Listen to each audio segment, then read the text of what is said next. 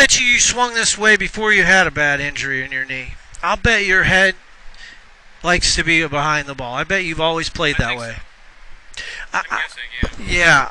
My natural swing was, before lessons and everything, was actually very simple. It was get my hands here, finish with my hands there. Yeah. My head relatively stable. Yeah. But by and large, I would say, here's your numbers are pretty easy to see.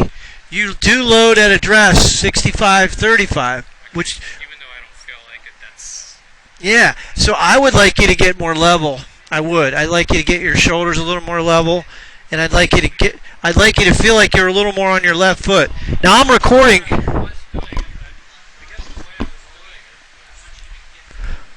Hold on, Dave, come here. Just look at this for a second. I just want to...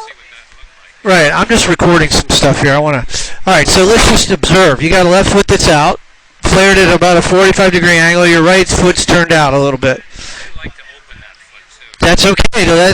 That helps you turn your hips. That's right.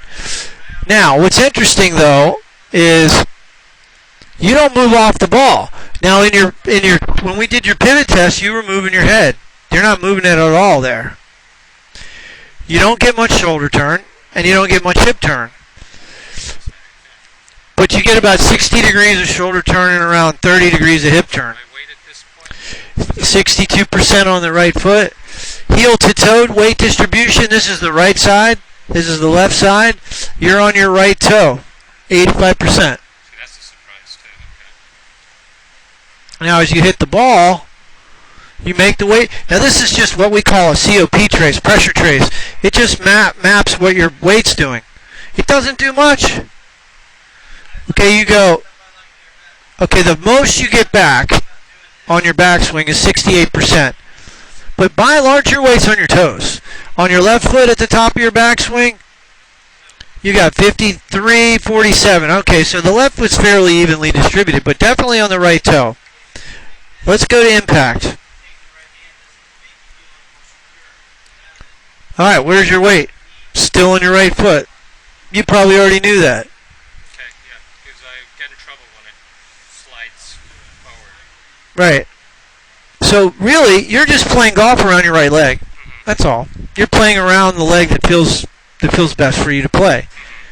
Now, is there anything wrong with that? No, there's nothing wrong with that. But if your swing path is 6 or 7 degrees into out, and we want to make it 1 or 2 degrees into out, we'll just change your setup, and we'll change your shoulder position.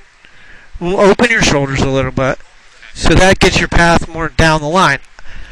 But I like your impact position here, in that when you finish the swing, you let your head go. Obviously, 100% of your weight does go over to your left foot at some point. It's odd because it doesn't feel like it. I mean, it's very obvious, and I don't see that very often. I don't see 79% of the weight on the right foot at impact. But is that wrong? No, it's not wrong. It's everybody's blueprint's going to be different based on their body. Now, if you said to me in the single leg test, already you told me I can't hit off my left foot. I've already tried it. I hit better off my right foot. Yeah. I mean, I can do it. Right, but I'm just saying. But I just know. In terms of psychologically, it's not going to hold up for the round. Right. I probably hit it better off that. Well, we're going to see. I'm curious. Yeah. We're going to see. My curiosity. Because if you can play off your front foot, and you can get equal distance and direction with both a 9-iron and say like a 5-6 iron, then it's something to consider. Something to consider. Okay. All right. I'd have to figure out how to set up Well, it would be subtle. tilt was, No. I'm not saying second tilt. I don't want you to set up with all your weight over there. All I'm saying is we're going to open the shoulders and get them more level instead of this way. Your heads are just... The reason your shoulders tilt is because your head's back. yeah. Kind of the reason I did that was because my head will go that direction anyway. If you know what I'm saying? No. From what I've seen in the past, almost no matter what I do, if I start perfectly up, I always want to end up behind it. Okay, well, that's interesting. Let's see if you actually do what you think you're doing. All right, so you got a good golf swing. There's no way you should be shooting 90. From 6,000 yards, you can shoot in the 70s and 80s, I think. I don't know what's going wrong yet. We'll find out.